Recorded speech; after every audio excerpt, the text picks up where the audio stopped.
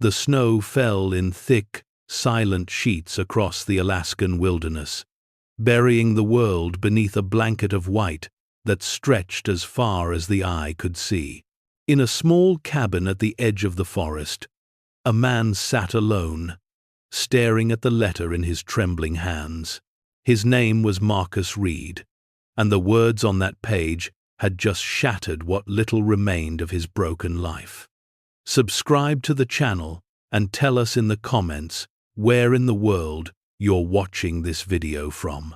If you're enjoying this deep dive into the story, hit the subscribe button and let us know in the comments from where in the world you are watching from today. Marcus had been many things in his 42 years.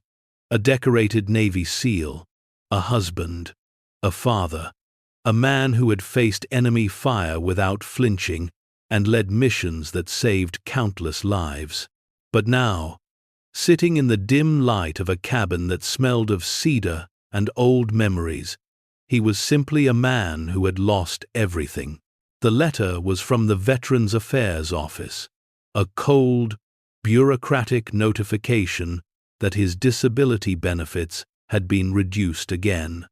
Medical expenses for his injuries, sustained in combat, they claimed, were no longer considered priority. The numbers swam before his eyes, each digit another nail in the coffin of his stability. He set the letter down and looked around the cabin. The walls were bare, except for a few faded photographs, the furniture sparse and worn. This place had been his grandfather's hunting lodge, left to him in a will 3 years ago when the old man passed. It was all he had left. His wife had divorced him 2 years after he returned from his final deployment, taking their daughter Sarah with her. The nightmares, the flashbacks, the long silences. She had said she couldn't watch him destroy himself anymore. He didn't blame her.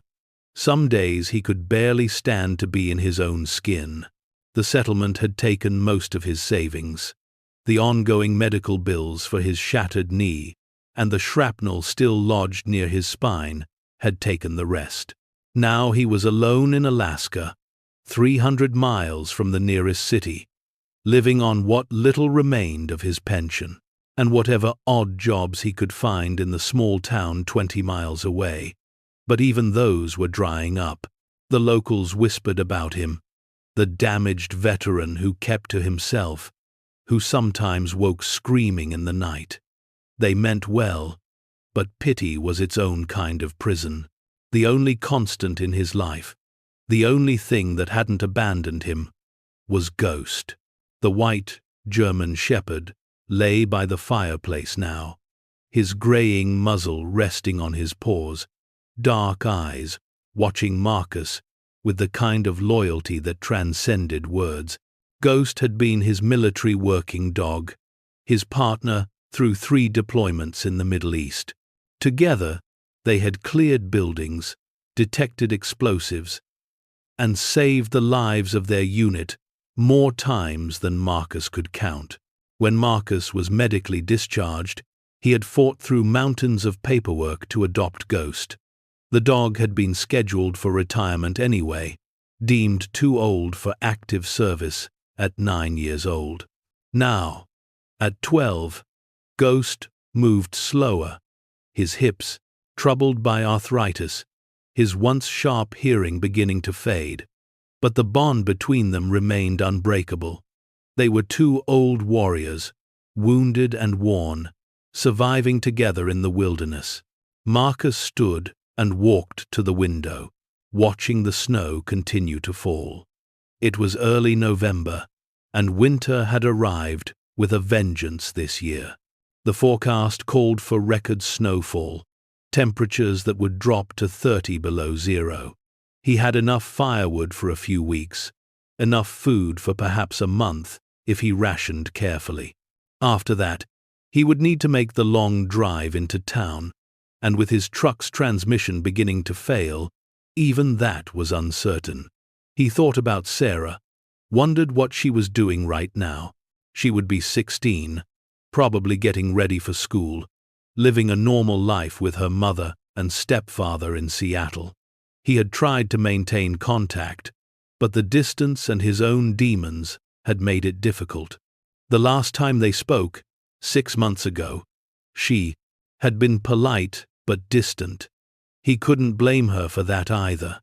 What did he have to offer her but broken promises and a father who couldn't hold himself together? The cabin creaked in the wind, and Ghost lifted his head, ears twitching. Marcus noticed the dog's unease. Ghost had always been sensitive to changes in the environment, a trait that had saved their lives more than once. But lately, the dog seemed restless in a way Marcus couldn't quite identify. He would pace at odd hours, stare out the windows into the darkness, whine softly as if sensing something just beyond perception. Marcus returned to his chair and picked up the letter again. The numbers hadn't changed. He needed $15,000 to cover the medical procedures his doctor recommended, treatments that might give him back some mobility, reduce the constant pain that dogged his every step. Without the full benefits, that money might as well have been $15 million. It was impossible. He had considered asking for help, reaching out to old military contacts, but pride held him back. He had spent his adult life being the one who helped others, the one who led men through impossible situations. The thought of becoming a charity case made his stomach turn. Better to suffer in silence than to become another statistic, another broken veteran with his hand out. The days that followed blurred together in a haze of snow and solitude. Marcus kept to his routine because routine was all that held him together. Rise before dawn, feed Ghost, check the firewood, make coffee that tasted like tar, exercise as much as his damaged body would allow, pushing through the pain because the pain at least meant he was still alive. Read the same books over and over because he couldn't afford new ones. Sleep when exhaustion finally overcame the nightmares. Ghost grew more agitated as the days passed. The dog would stand at the door, scratching and whining, then turn to Marcus with an intensity that seemed almost human. Marcus would let him out, watch him disappear into the snow-covered forest, only to return hours later with frost clinging to his coat and that same restless energy burning in his eyes. It was on a morning 2 weeks after the letter arrived that everything changed. Marcus woke to find Ghost standing over him, paw pressed against his chest, whining urgently. The dog had never done this before. Marcus sat up, his knee screaming in protest, and looked into Ghost's eyes. Something was wrong. He followed the dog to the door. Outside, the snow had stopped, leaving the world crystalline and still beneath a pale gray sky. Ghost bounded down the porch steps despite his age, then turned back, waiting. Marcus grabbed his coat and boots, his mind racing through possibilities. Had the dog found something in the woods? Was there an animal in distress? A hunter? Injured? Ghost led him into the forest, along a path Marcus barely recognized, overgrown and buried beneath snow. The dog moved, with purpose, stopping occasionally to ensure Marcus was following, his breath forming clouds in the frigid air. They walked for over an hour, Marcus's knee burning with every step, until they reached a part of the property he rarely visited.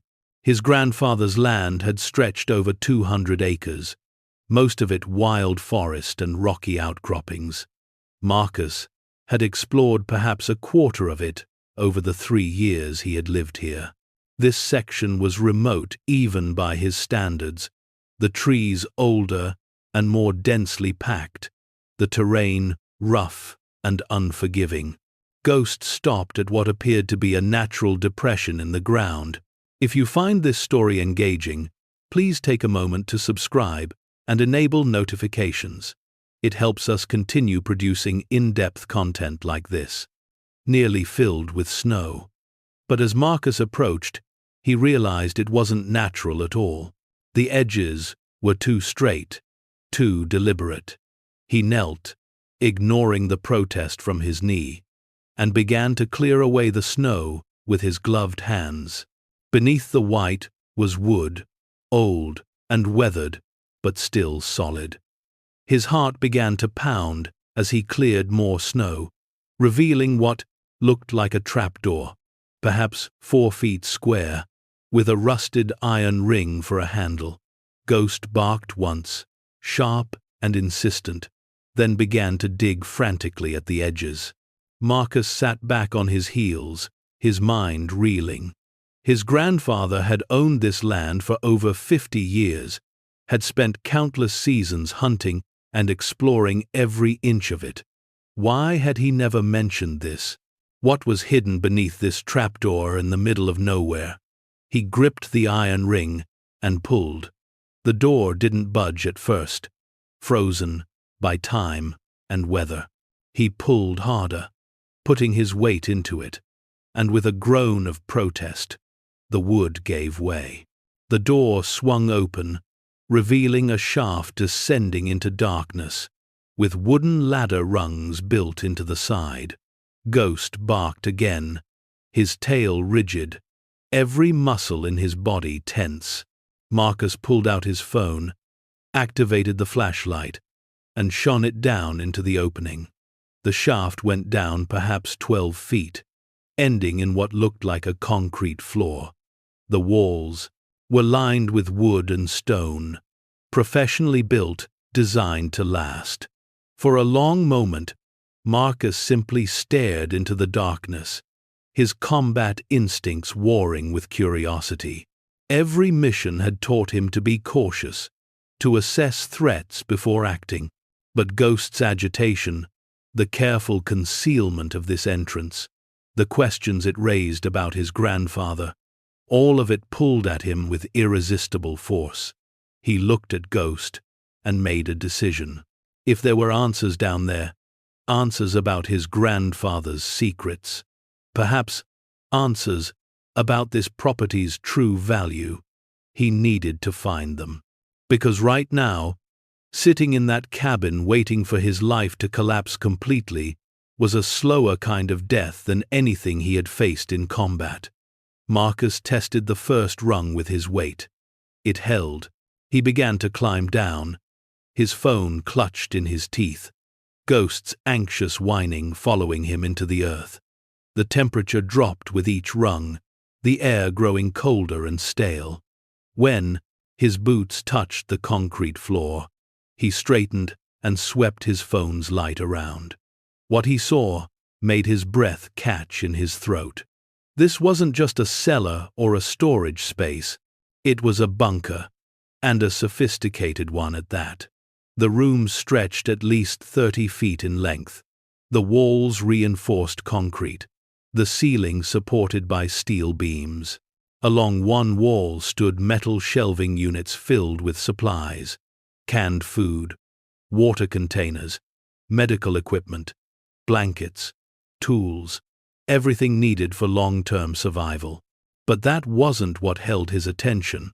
At the far end of the room was a heavy steel door, the kind used in military installations, and on that door, painted in faded yellow letters, were words that sent ice through his veins.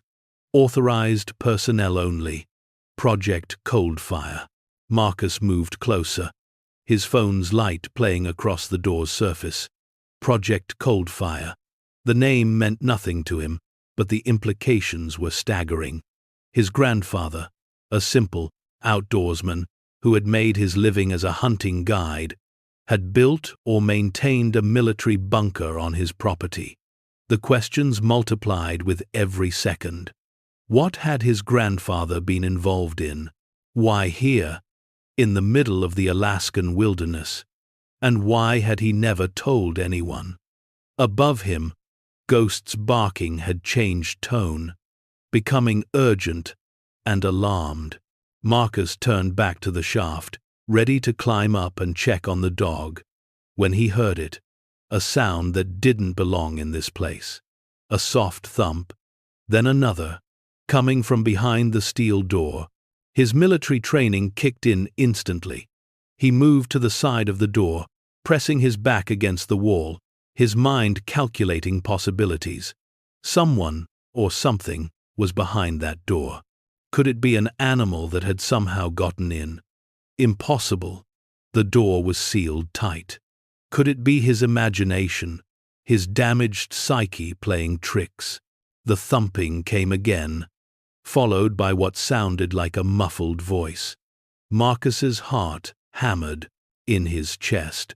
There was someone alive behind that door. Someone trapped, possibly injured, possibly dying. Every instinct screamed at him to help, but caution held him back. He had no weapon, no backup, no way to know what he was walking into. He climbed back up the shaft quickly, his knee protesting every movement. Ghost met him at the top, agitated and pacing. Marcus pulled out his phone, but there was no signal this deep in the wilderness. He looked at the dog, at the open trapdoor, at the forest surrounding them. The right thing to do was to hike back to the cabin, drive to town, contact the authorities, let trained professionals handle whatever was down there. But that would take hours, possibly days, given the condition of his truck and the roads.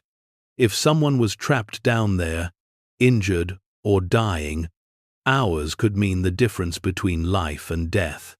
Marcus had spent his entire adult life making split-second decisions that determined whether people lived or died.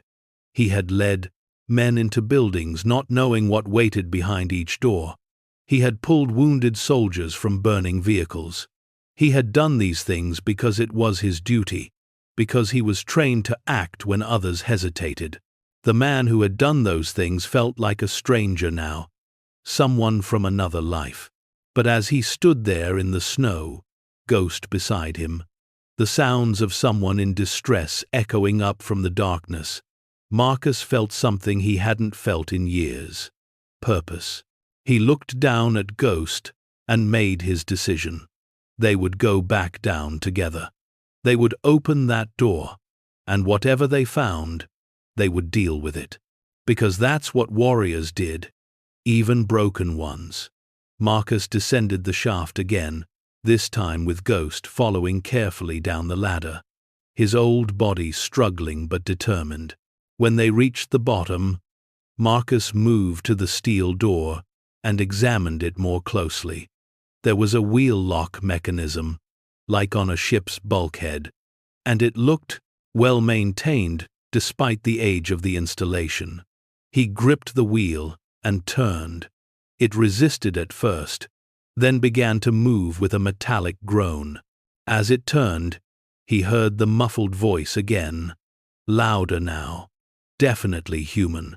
Multiple voices, he realized with a jolt. More than one person was behind this door. The wheel completed its rotation, and the door's seals released with a hiss of equalized pressure.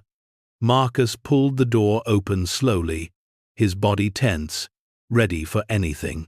The smell hit him first. Unwashed bodies, fear, desperation. And then he saw them. The room beyond was larger than the first, perhaps 50 feet long and 20 wide. Emergency lights powered by some unseen source cast everything in a dim red glow, and huddled against the far wall, wrapped in blankets, and staring at him with expressions of terror and desperate hope, were 30 people. Men, women, children, their faces gaunt, their clothes torn and dirty, their eyes hollow with suffering.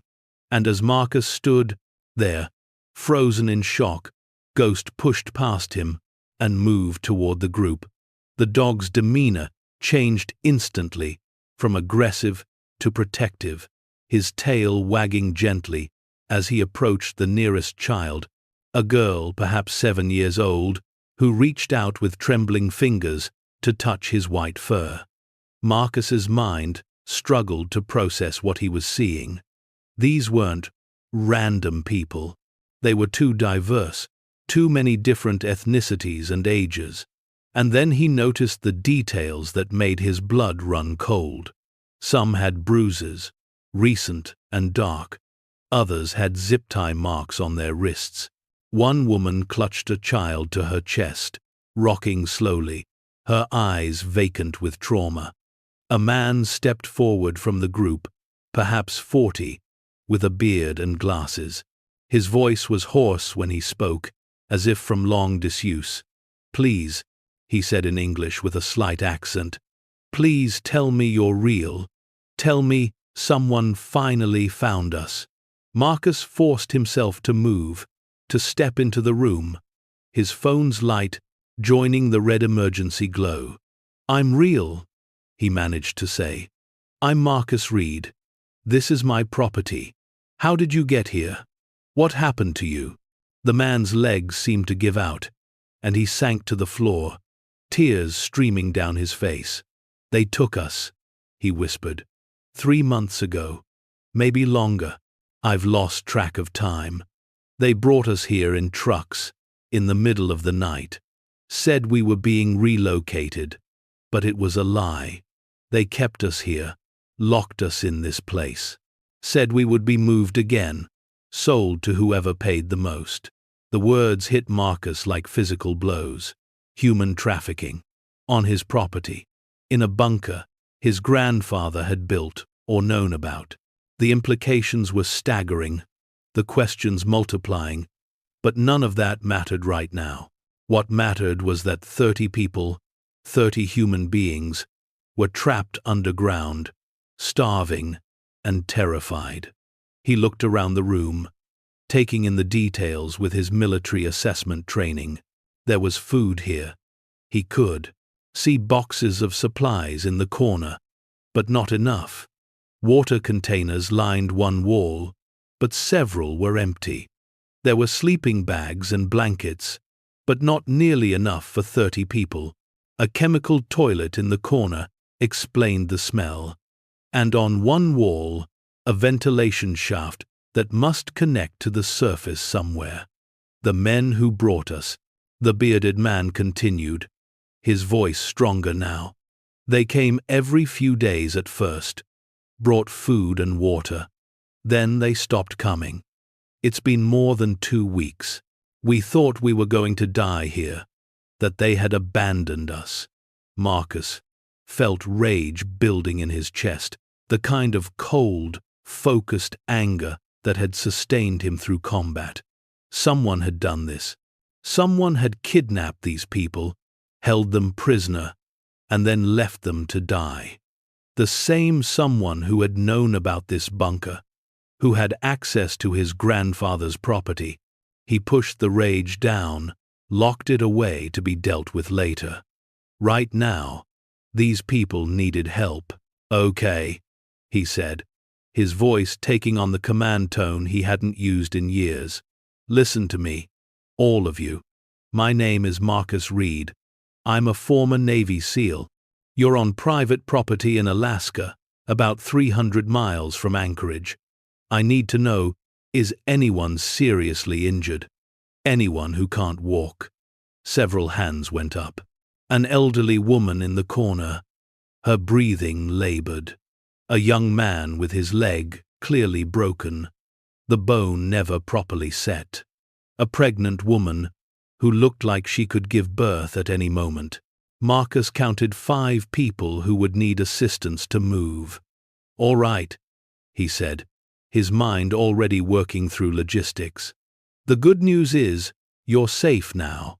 The bad news is, we're in the middle of nowhere, and it's going to take time to get help. My cabin is about 2 miles from here. There's no phone signal, but I have a truck. I need to get to town to contact authorities. Don't leave us," a child's voice cried out, and Marcus turned to see the little girl who had been petting Ghost. She clutched the dog's fur with both hands, her face streaked with tears. "Please, don't leave us again." Ghost looked up at Marcus with those dark, knowing eyes. And Marcus understood. The dog had known. Somehow, impossibly, Ghost had sensed these people underground, had been trying to tell him for days. His restlessness, his agitation, it had all been trying to guide Marcus to this moment. Marcus knelt down, his knee screaming, and met the girl's eyes. "I'm not leaving you," he said firmly. "I'm going to get help.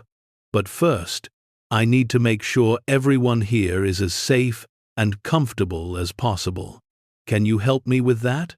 The girl nodded, and Marcus stood, already planning. They had been without fresh food and adequate water for 2 weeks. They were suffering from exposure to the cold that seeped through the concrete walls. Some were clearly traumatized, others in shock, but they were alive, and he was going to make sure they stayed that way.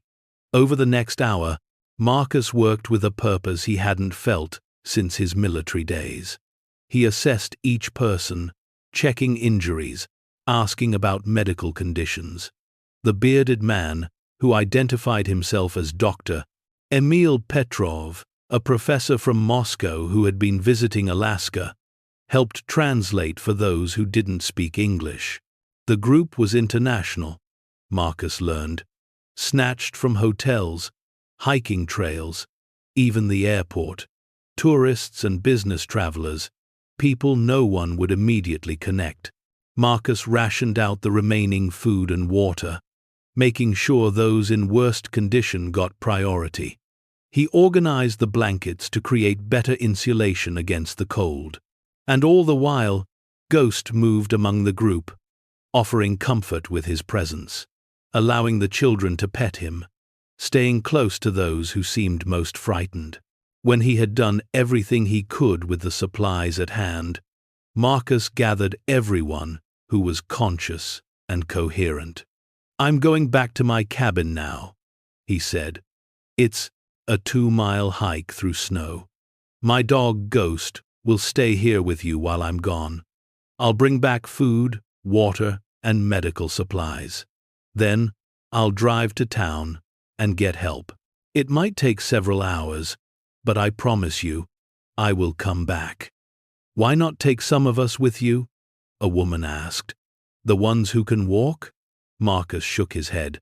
"Because it's 30 below zero out there, and most of you don't have adequate clothing for the cold. Because some of you can't be moved without proper medical support. And because I don't know if the people who put you here are still around. Until I know it's safe, until I can get law enforcement involved, I need you to stay hidden here." It was the truth, but not all of it. The full truth was darker. If the traffickers realized someone had found their cargo, they might return to eliminate evidence, including the people themselves. By keeping the group hidden until help arrived, Marcus was buying time and safety. Dr. Petrov stepped forward and offered his hand. "You're a good man, Mr. Reed. We will wait. But please, hurry. Some of us don't have much time left." Marcus shook his hand and turned to Ghost. The dog sat at attention, his tail wagging slowly. "Guard," Marcus said, using the command they had used 100 times in combat. Ghost's ears pricked forward, his body language shifting to alert. He understood. He would protect these people until Marcus returned. The climb back up the shaft was agonizing, Marcus's knee nearly giving out twice. But he pushed through the pain, driven by the faces of those 30 people, especially the children, who were depending on him. When he reached the surface, he carefully closed the trapdoor and disguised it again with snow, making sure it would be invisible to any casual observer. The hike back to the cabin took 90 minutes, his damaged knee slowing him down. Every step was a battle between his body's limitations and his will to push forward. His mind raced with plans and contingencies. He would load his truck with supplies, make the drive to town, contact the FBI. Human trafficking was a federal crime. This was bigger than local police could handle. But first, he needed to get those people food, water, and warmth. He needed to stabilize the situation until proper help could arrive, and he needed to do it all without alerting whoever had put them there in the first place. When the cabin finally came into view through the trees, Marcus felt a rush of relief. He was halfway there, but as he approached the door, something made him stop. His combat instincts, honed by years of staying alive in hostile territory, screamed a warning. Something was wrong. The door was slightly ajar. He had closed it when he left, he was certain. And there, in the snow near the porch, were tire tracks. Fresh ones, perhaps an hour old. Someone had been here. Marcus's heart began to pound. He approached the cabin carefully, scanning for threats, looking for movement. The door creaked as he pushed it open wider, and what he saw inside made his blood run cold. The cabin had been ransacked. Furniture overturned, cabinets torn open, his belongings scattered across the floor. Someone had been looking for something, and they had been thorough about it. His truck keys, which he had left on the kitchen counter, were gone. Through the window, he could see his truck, the hood open, wires torn out. They had disabled it. On the kitchen table, weighted down by a knife driven through the wood, was a note. Marcus pulled it free with shaking hands and read the message scrawled in harsh block letters. "Stay out of what doesn't concern you, or you'll disappear like the others." They knew. Somehow, the traffickers knew he had found the bunker, which meant they might be coming back, which meant those 30 people underground, guarded only by an old dog, were in immediate danger. Marcus looked around his destroyed cabin, at his disabled truck, at the isolation that surrounded him. He had no vehicle, no phone signal, no way to call for help. The nearest neighbor was 15 miles away. Town was 20, and somewhere out there, people who had already proven they were willing to kidnap and imprison 30 innocent victims were now focused on him. Every instinct screamed at him to run, to hide, to save himself. He was one broken man against an organization capable of trafficking humans across international borders. But then he thought of the little girl clutching Ghost's fur, of the pregnant woman, of the elderly man with labored breathing. He thought of the 30 people who had no one else, who had been abandoned by their captors and forgotten by the world. Marcus looked down at his hands, the same hands that had held rifles and defused bombs and pulled wounded soldiers to safety. They were shaking now, but not from fear, from determination. He had been searching for a reason to keep fighting, a purpose to replace the one he had lost when he left the military. Perhaps this was it. Perhaps this was why Ghost had led him to that bunker. Not to save himself, but to save them. He moved through the cabin quickly, gathering what he needed: a hunting rifle and ammunition from the closet safe, his old tactical vest, still serviceable, a first aid kit, rope, an emergency radio he had never needed to use, food and water in a backpack, flares from his emergency kit. He dressed in layers, preparing for the cold, and strapped on a knife. Then he did something he hadn't done since before his injury. He opened the locked chest in his bedroom, the one that held his military gear. Inside was his old combat uniform, his dog tags, his medals, and beneath them, wrapped in cloth, was his service pistol. He had sworn he wouldn't carry it again. That part of his life was over. But as he loaded the magazine and chambered a round, Marcus felt something click into place inside him. The warrior he thought was dead wasn't gone. He had just been sleeping. Before leaving the cabin, Marcus found a piece of paper and wrote a detailed note explaining everything: the bunker's location, the 30 hostages, the traffickers, the threat. He sealed it in a waterproof bag, along with his dog tags and ID, then went outside and buried it in a prearranged spot near the tree line. If something happened to him, if he didn't make it back, at least someone would eventually find this and know the truth. The hike back to the bunker took less time despite the added weight of supplies. Marcus moved with purpose now, his military training overriding his body's protests. He stayed alert, scanning for tracks or signs that the traffickers had returned. But the forest remained silent, except for the whisper of wind through frozen branches. When he reached the disguised trapdoor, he paused and listened. No sounds from above, no indication of threats. He cleared the snow and opened the door carefully, half expecting danger, but the shaft remained empty. He descended quickly and opened the steel door. Ghost met him immediately, tail wagging, clearly relieved. The hostages looked up with desperate hope, their faces showing the toll that even a few hours alone had taken. Marcus distributed the food and water he had brought, trying to make it last, knowing he needed to conserve as much as possible. "Doctor," Petrov approached him, his expression grave. "What's wrong?" "I can see something has happened." Marcus told him everything. The ransacked cabin, the disabled truck, the note, the realization that they had been discovered, and that help would be harder to obtain than he had hoped. The hostages' faces fell, hope giving way to fresh despair. "So we're trapped," a woman said, her voice hollow. "They know we're here, and there's no way out." "No," Marcus said firmly. "There's always a way out. I've gotten out of worse situations with less resources, but I need everyone to stay calm and stay quiet. I need to think."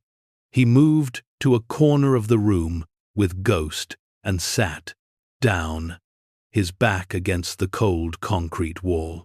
The dog pressed against his side, offering warmth and companionship. Marcus closed his eyes and forced himself to think tactically, the way he had been trained. Assets. 30 people, many weak, but some capable of helping. An old military dog with fading abilities, but strong instincts. Himself, injured, but still trained. Knowledge of the terrain. The element of surprise if the traffickers thought he had run. Supplies for perhaps 3 days if strictly rationed. Liabilities. No transportation. No communication. Unknown number of enemies. Hostages who couldn't move quickly. His own physical limitations. The remote location. The brutal weather. Options. Try to hike out with everyone. But the weather would kill the weak within hours. Send a small group for help while others waited. But that split their protection. Stay hidden and hope someone stumbled upon them.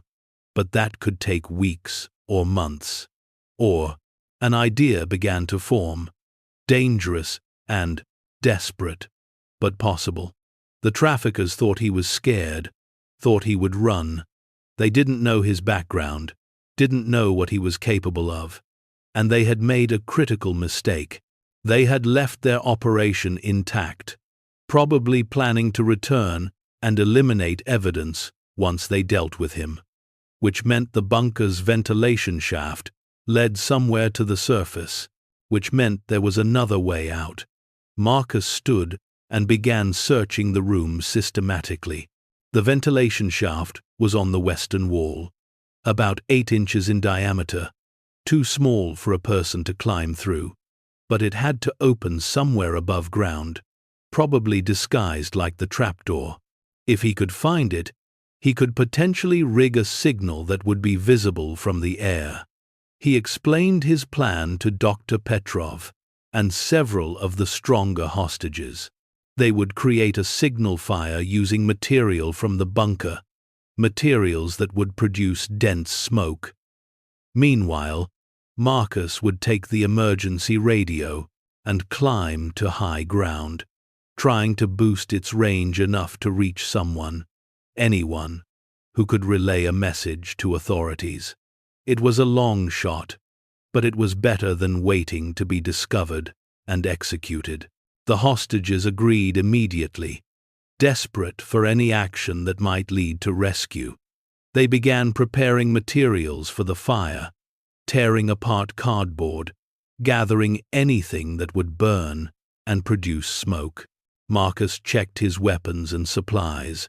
He would leave Ghost here to protect the hostages if anything went wrong. The dog was old, his combat days behind him, but his presence alone would deter most threats, and his bark could alert Marcus to danger. As night fell outside, visible only by the dimming light that filtered down the ventilation shaft, Marcus prepared to implement the plan. He knelt beside Ghost and stroked the dog's graying muzzle. "This might be it, boy," he said softly. "This might be the last mission, but it's a good one. These people deserve to go home." Ghost licked his hand and settled at the feet of the little girl who had cried earlier. She wrapped her arms around the dog's neck and whispered something in a language Marcus didn't understand, but the meaning was clear. "Thank you. Protect us." Marcus climbed back up the shaft as darkness completed its hold on the forest. The temperature had dropped even further, his breath crystallizing in the air. He moved carefully through the trees, using terrain and cover instinctively, making his way to the highest point on the property, a rocky outcropping about a mile east. The climb was brutal, his knee threatening to give out completely, but he pushed through the pain. Pain meant nothing. The mission was everything. When he reached the summit, he set up the emergency radio and began scanning frequencies, sending out distress calls, hoping against hope that someone would hear. Below him, through the trees, he could see the faint glow of lights from the town 20 miles away. So close, and yet impossibly far. He tried for 2 hours, his fingers going numb despite his gloves, his body shaking from cold and exertion. No response came. The radio's range was too limited, the terrain too rough, the distance too great. As he prepared to descend and try a different location, Ghost's barking suddenly echoed up from the forest. Not the protective bark he used with the hostages, but the attack bark, the one that meant immediate danger. Marcus's blood turned to ice. The traffickers had returned. He scrambled down the outcropping, ignoring his knees' screams of protest, rifle in hand. Through the trees, he could see flashlight beams cutting through the darkness, moving toward the bunker's location. At least 3, maybe 4 people. They moved with purpose, knowing exactly where they were going. Marcus positioned himself between the approaching threats and the bunker entrance, his military training taking over completely. He had defended positions against greater odds. He had held ground when retreat meant death. This was no different. Behind that trapdoor were 30 innocent people and 1 loyal dog, and he would be damned if he let anyone harm them. The first trafficker came into view, a large man carrying an assault rifle. Marcus took aim, his hands steady despite the cold, despite the fear, despite everything. He had made a promise to those people. He had sworn to protect them, and some promises were worth dying for. Through his rifle scope, Marcus counted 4 men approaching through the trees. They moved with tactical awareness, spreading out to cover each other, using hand signals. These weren't amateur criminals. They were trained, probably former military themselves, which made them both more dangerous and more predictable. Marcus held his position behind a fallen log, his rifle aimed at the lead man. He could take the shot, drop one immediately, but that would give away his location and start a firefight he couldn't win. 4 against 1. In the dark, with his knee barely functional. The math didn't work. He needed a different approach. The men were converging on the disguised trapdoor location. One of them, the largest, pulled out a radio and spoke in accented English. "Base, this is Hunter 2. We're at the location. No signs of the property owner. Area appears clear." A crackling response came through that Marcus couldn't make out. The large man continued, "Copy that. Beginning cleanup protocol. Will eliminate evidence and sanitize site. Out. Eliminate evidence." Marcus understood what that meant. They were going to kill everyone in the bunker. 30 people, including children, murdered to protect their operation. Rage flooded through him, hot and focused. Not on my watch. He needed to change the equation, shift the advantage. The men were focused on the trapdoor, expecting no resistance. They thought they were dealing with a scared veteran who had run away. They were about to learn differently. Marcus moved silently through the trees, circling around to approach from the side. His knee protested every movement, but adrenaline and training overrode the pain. He had done this 100 times in combat, stalking enemy positions, getting close enough to make the difference. 20 feet away, the men had cleared the snow from the trapdoor and were preparing to open it. One held what looked like an incendiary device, probably planning to drop it down and seal the shaft, burning everything inside. Marcus's finger tightened on the trigger. 15 feet. He could hear their voices now, speaking in Russian. One was joking about something, the others laughing quietly. They had no idea death was 10 feet behind them. Marcus aimed at the man holding the incendiary device. The shot had to be perfect, had to drop him instantly, prevent him from dropping that bomb. 1 breath, 2. On the exhale, his finger squeezed. The rifle crack shattered the silence like thunder. The man with the device dropped instantly, the incendiary rolling away into the snow. The other 3 scattered, professional and fast, taking cover and returning fire in Marcus's direction. Bullets tore through the trees around him as he rolled behind a thick pine trunk. Bark exploded near his head. Snow kicked up in geysers. He had maybe 3 seconds before they flanked his position. He moved immediately, firing twice more as he ran, forcing them to keep their heads down. A burning line of pain across his shoulder told him 1 shot had grazed him. He ignored it, focused only on surviving the next second, then the next. His knee gave out on uneven ground, and he tumbled down a small embankment, losing his rifle in the snow. He pulled his pistol as he slid, came up on one knee at the bottom, and fired at movement above. A cry of pain told him he had connected. 2 down, 2 to go. But now he was pinned in a depression with limited cover. U.S. Military, he shouted, hoping the lie would make them hesitate. Federal agents, inbound, surrender now. The response was a grenade, lobbed over the embankment. Marcus saw it arc through the air, had perhaps 2 seconds to react.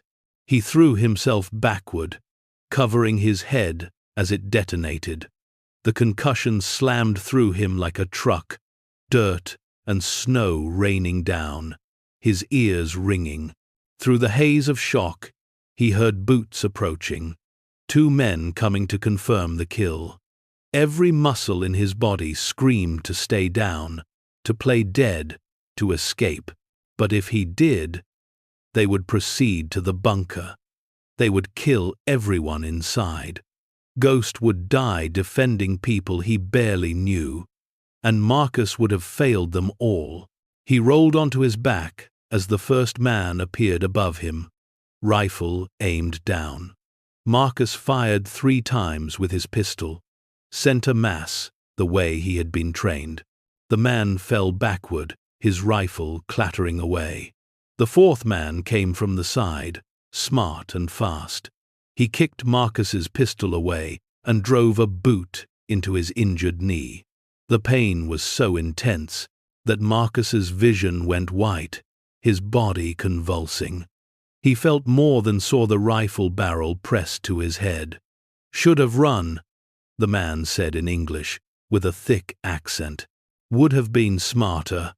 "Probably," Marcus gasped, tasting blood. "But not my style." The man's finger began to tighten on the trigger.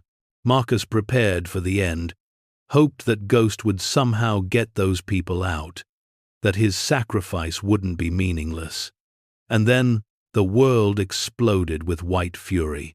Ghost hit the trafficker like a missile, 80 pounds of dog moving at full speed despite his age. His jaws clamped onto the man's gun arm, and they went down in a tangle of limbs and snarls. The rifle fired wildly into the trees as they struggled. Marcus forced himself to move, dragging his broken body toward his dropped pistol. Every inch was agony, his knee useless, his shoulder bleeding, his ears still ringing. He could hear Ghost and the man fighting, hear the dog's vicious snarls mixed with the man's screams. His fingers closed on the pistol grip. He turned, raising the weapon with shaking hands. Ghost had the man pinned, jaws locked on his throat now, the trafficker's struggles weakening. But Marcus could see the knife in the man's hand, see him raising it toward Ghost's exposed side. "Ghost, off," Marcus commanded. The dog released immediately, years of training overriding instinct, and leaped away. Marcus fired twice, center mass. The man collapsed and went still. Silence fell over the forest, broken only by Marcus's ragged breathing and Ghost's panting. The dog limped to him, blood on his muzzle, favoring one leg. Marcus wrapped his arm around the dog's neck, both of them trembling from adrenaline and exertion. "Good boy," Marcus whispered. "Good boy, Ghost. You saved me." But they weren't safe yet. The large man had mentioned a base, had reported in. That meant more traffickers would come when this team didn't report back. They had minutes at best, maybe hours if they were lucky. Marcus forced himself to stand, using his rifle as a crutch. He collected weapons from the fallen traffickers, finding zip ties, radios, and one satellite phone. His hands shook as he powered it on, praying it had a signal. 3 bars. He wanted to weep with relief. He dialed 911, gave their location, explained in sharp military terms what was happening. 30 hostages in an underground bunker. 4 dead traffickers. Unknown number, more likely approaching. Federal crimes. Get FBI. Get state police. Get everyone. The dispatcher's voice was professional and calm, promising help was coming. But Alaska was vast, and they were remote. Even with helicopters, response time would be at least 40 minutes. Marcus had to hold for 40 minutes against an unknown number of enemies. He limped to the trapdoor with Ghost beside him. He opened it and called down, "Dr. Petrov." I need 5 able-bodied people up here now. We're under attack, and we need to set up a defense." The response was immediate.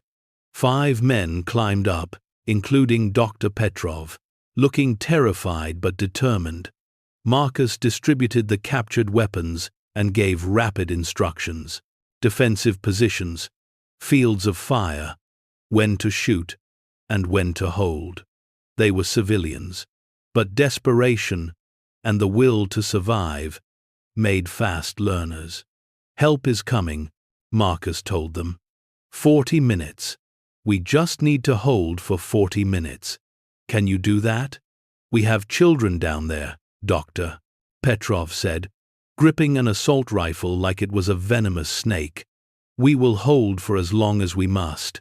Marcus positioned them in a loose perimeter around the bunker entrance. He kept the satellite phone, maintaining contact with dispatch, giving updates. Ghost stayed at his side, the dog's training and loyalty overriding his age and injuries. The next 20 minutes were the longest of Marcus's life. Every sound in the forest made them flinch. Every shadow could be an enemy. His knee had swollen to twice its normal size. His shoulder was still bleeding, and exhaustion threatened to drag him down. But he stayed alert, stayed ready. The sound of engines approaching made everyone tense. Headlights appeared through the trees, multiple vehicles. Marcus raised the satellite phone, ready to call in an airstrike if the military had responded, when he heard the most beautiful sound in the world. Sirens, multiple sirens, and then a voice over a loudspeaker. "This is the Alaska State Police. Everyone hold your fire. We are approaching with FBI and medical personnel." Marcus sagged with relief, lowering his rifle. "Stand down," he told his makeshift defenders. We did it. We held. The next hours were a blur. State police and FBI agents swarmed the location, securing the scene, treating the injured traffickers who had survived, documenting everything. Paramedics descended into the bunker, beginning the delicate process of evaluating and evacuating the hostages. Marcus watched from where medics were treating his injuries, refusing to be moved until everyone else was safe. Ghost lay beside him, the dog's injuries being tended by a veterinarian the police had brought. The little girl who had clung to Ghost earlier insisted on staying with the dog as she was checked over, her small hand resting on his head. An FBI agent, a woman in her 40s with sharp eyes and a no-nonsense demeanor, sat down beside Marcus. "Special Agent Rodriguez," she said, "I need your statement. But first, I need you to know something. We've been tracking this trafficking ring for 2 years. They've moved over 200 people through this operation, most of whom were never found. You just saved 30 lives and gave us everything we need to dismantle the entire network." Marcus shook his head. "It wasn't me. It was Ghost. He found them. He knew they were there somehow." Rodriguez looked at the old white dog and smiled slightly. "Military working dogs are trained to detect a lot of things: explosives, drugs, even fear, pheromones. It's possible he sensed something we couldn't. Or maybe," she added more softly, "he just knew you needed a mission." As dawn broke over the forest, painting the snow in shades of gold and pink, the last of the hostages was brought to the surface. The pregnant woman was airlifted immediately to a hospital in Anchorage. The others were loaded into ambulances and support vehicles, wrapped in blankets, being given food and water and medical care. "Doctor," Petrov found Marcus before they took him away. The professor's eyes were wet with tears as he gripped Marcus's hand. "You gave us back our lives," he said. "How can we ever repay that?" Marcus looked at Ghost, at the little girl still holding the dog's paw, at the sunrise breaking over a nightmare that had ended. "Go home," he said simply. "Go back to your families. Live your lives. That's payment enough." As the convoy began to leave, taking the hostages to safety and processing, Marcus was finally allowed into an ambulance. Ghost was lifted in beside him, the veterinarian assuring him the dog would be fine, just bruised and tired. As they drove away from that place, Marcus looked back at the forest, at the bunker that had held so much suffering and so many secrets. The FBI would investigate his grandfather's role in all of this. They would uncover how the traffickers had learned about the bunker, who had betrayed its location. There would be trials and testimonies, months or years of legal proceedings. But right now, in this moment, Marcus felt something he hadn't felt in years. Peace. Not the empty quiet of his isolated cabin, but real peace. The peace that comes from knowing you've done something that mattered, that your life has meaning beyond your own survival. The little girl from the bunker had her parents now, reunited at a processing center. But before they left, she ran back to the ambulance and handed Ghost a small stuffed bear, worn and clearly precious. "For protecting us," she said in halting English. "So he remembers we are safe now." Ghost took the bear gently in his mouth, tail wagging slowly, and Marcus had to look away before anyone saw his tears. The military had taught him to be strong, to never show weakness. But this wasn't weakness. This was humanity, returning to a man who had thought he'd lost it forever. At the hospital, as doctors examined his knee and shoulder, as FBI agents took his statement, as news crews began to arrive with their questions and cameras, Marcus made a call. The phone rang 3 times before a teenage girl answered. "Hello? Sarah," Marcus said, his voice rough with emotion. "It's Dad. I know we haven't talked in a while, and I'm sorry for that. I'm sorry for a lot of things, but I wanted you to know that I'm okay. And he paused, searching for words that had been locked away for too long. "I'm proud to be your father. And if you're willing, I'd like to try being part of your life again." There was silence on the line. Then, a soft sound that might have been a sob. "I'd like that too, Dad. I've missed you." They talked for 20 minutes. Marcus telling her a simplified version of what had happened. Sarah sharing stories about school and her life in Seattle. When they finally hung up with plans for her to visit during winter break, Marcus felt lighter than he had in years. The story broke nationally within days. The rescue of 30 trafficking victims from an underground bunker in Alaska captured the country's attention. Marcus found himself labeled a hero, a title that made him uncomfortable, but that he accepted with quiet grace. What mattered more were the outcomes. The trafficking ring was dismantled through coordinated international law enforcement. Over 40 arrests were made across 3 countries. The people behind it, including several corrupt officials, were brought to justice. The hostages were all reunited with their families, given support and resources to heal from their trauma. Marcus's grandfather's role was investigated thoroughly. The FBI determined he had built the bunker during the Cold War as a legitimate survival shelter, but had concealed its location even from family. The traffickers had learned about it through a corrupt county official who had access to old land surveys. His grandfather had been a victim, not a participant. His property violated without his knowledge.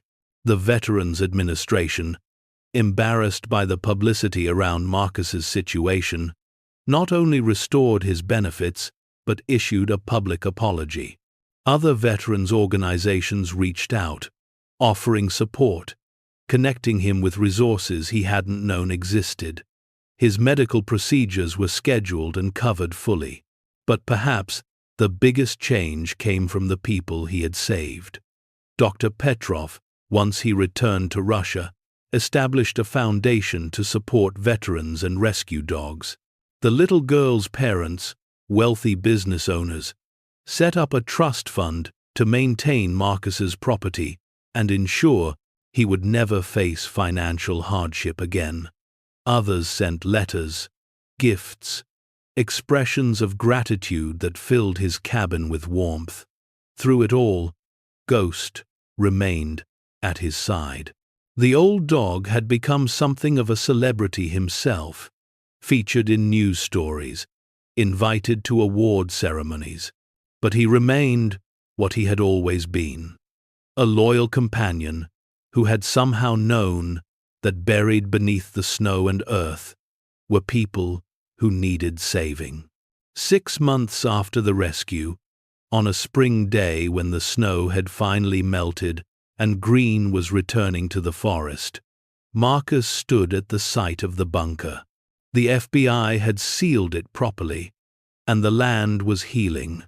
Flowers grew wild around the sealed entrance, and birds sang in the trees above. Beside him stood Sarah, now 17, who had come to spend the summer helping him rebuild.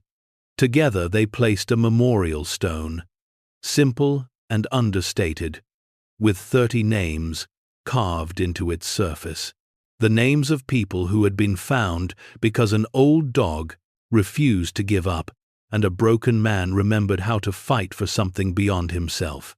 "Do you think Ghost knew they were down there all along?" Sarah asked, stroking the dog's graying head. Ghost was slower now, his muzzle almost completely white, but his eyes still held that same steady intelligence. Marcus considered the question, looking at his companion of so many years. "I think he sensed something was wrong. Military dogs are trained to detect things we can't perceive. But more than that, I think he knew I needed a purpose, needed something to fight for again. Maybe he was looking for them, or maybe he was looking for a way to save me. He saved both of you," Sarah said quietly. "He saved all of you." That evening, as father and daughter sat on the rebuilt porch watching the sunset, Ghost sleeping peacefully at their feet with his stuffed bear, Marcus reflected on the incredible chain of events that had begun with his darkest moment. He had been at the edge of giving up, convinced he had nothing left to offer the world. And then Ghost had found a secret that changed everything. The people he saved had gone on to live their lives. Dr. Petrov now taught courses on resilience and survival. The pregnant woman had delivered a healthy baby girl named Hope. The little girl with the bear had started school, her nightmares fading with time and therapy. 30 lives, each one precious, each one a ripple of effect spreading outward, touching others, creating change. And Marcus himself had been saved too, not from the traffickers, but from the isolation and despair that had been slowly killing him. He had purpose again, not the kind that came from orders and missions, but the deeper purpose of connection, of family, of knowing that your actions matter. The military had taught him to fight. Ghost had reminded him what was worth fighting for. The military had made him strong. The people he saved had shown him that strength without compassion was just another kind of weakness. He had spent years trying to be the perfect soldier and had broken when he couldn't maintain that standard. Now he understood that being human, being vulnerable, being willing to connect with others, these weren't weaknesses at all. They were the greatest strengths of all. As the stars began to appear in the darkening sky, Sarah leaned against his shoulder. "I'm proud of you, Dad," she said softly. Not because you saved all those people, though that's amazing, but because you didn't give up, even when everything was terrible, even when you thought you had nothing left. You kept going.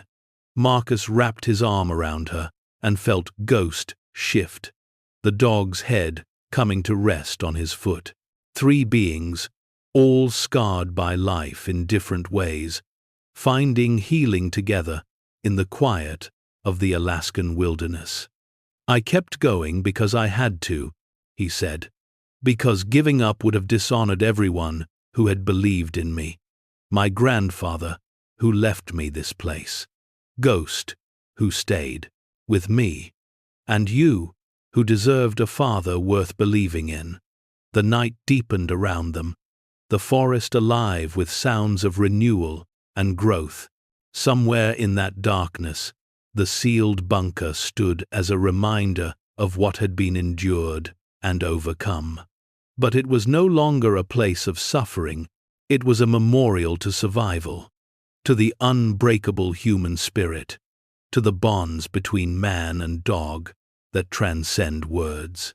Marcus closed his eyes and sent a silent prayer of gratitude to whatever force in the universe had guided Ghost to that spot in the snow, had given him the strength to climb down into the darkness, had allowed him to hold on just long enough for help to arrive. He had been broken, lost, convinced his life no longer had meaning. And then, in his darkest hour, a loyal dog had led him to 30 people who needed saving, and, in saving them, he had saved himself. The rescue had made headlines for weeks, then faded as news stories took its place. But the impact remained, rippling outward, in ways large and small. Lives restored, a trafficking network destroyed, a veteran given purpose, a daughter reunited with her father, and an old military dog spending his final years in the warmth of home, his duty fulfilled, his mission complete. As Marcus sat there with his daughter beside him and Ghost at his feet, watching the stars wheel overhead in their ancient patterns, he understood something profound. Heroes weren't the ones who never fell. Heroes were the ones who got back up, who kept fighting even when the odds seemed impossible, who remembered that every life has value, including their own. He had crawled through hell and come out the other side not unscathed, but alive, wounded but not defeated, changed but not broken. And sometimes that was enough. Sometimes survival itself was the greatest victory of all. The bear Ghost had been given by the little girl sat on the porch railing, a simple toy that represented so much more. Innocence protected, hope preserved, life given a second chance. Marcus picked it up and handed it to Ghost. The old dog took it gently, as he always did, and settled back down with a contented sigh. They sat together as the night deepened, 3 souls who had found each other across distance and despair, who had become a family through trauma and triumph. The forest whispered around them, no longer a place of secrets and suffering, but a home, a sanctuary, a place where broken things could be mended and lost things could be found. And in the morning, they would wake to face another day. Not perfect, not without challenges, but together, with purpose, with hope, with the knowledge that even in the darkest moments, when all seems lost, sometimes a faithful friend knows the way forward. Sometimes the very act of saving others saves ourselves, and sometimes the treasure we find buried in the snow isn't gold or glory, but the reminder that our lives still matter, that we still have something to offer the world, that we are not finished yet. Marcus Reed had been many things in his 42 years. A soldier, a husband, a father, a man who had lost his way. But on that day when Ghost led him to a buried bunker filled with the desperate and dying, he had become something more. He had become the answer to 30 prayers, the hope in 30 hearts, the reason 30 people would see another sunrise. And in the end, that was worth more than all the medals and commendations he had ever earned. It was worth the pain, the struggle, the long journey through darkness, back into light. It was worth everything. Because 30 people were alive, 30 families were whole again, and one broken man had remembered that he still had the power to make a difference. The stars shone down on them, ancient and eternal, witnesses to all the small dramas of human existence playing out beneath their light.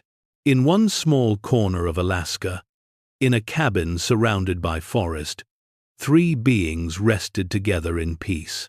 Tomorrow would bring its own challenges, but tonight they had this moment, this quiet victory, this knowledge that sometimes, against all odds, love wins, loyalty prevails, and the faithful companion knows the way home. Thank you so much for watching until the end. If you loved this story, check out the other videos on your screen now. I think you'll really enjoy them. And don't forget to subscribe if you haven't already. See you in the next story.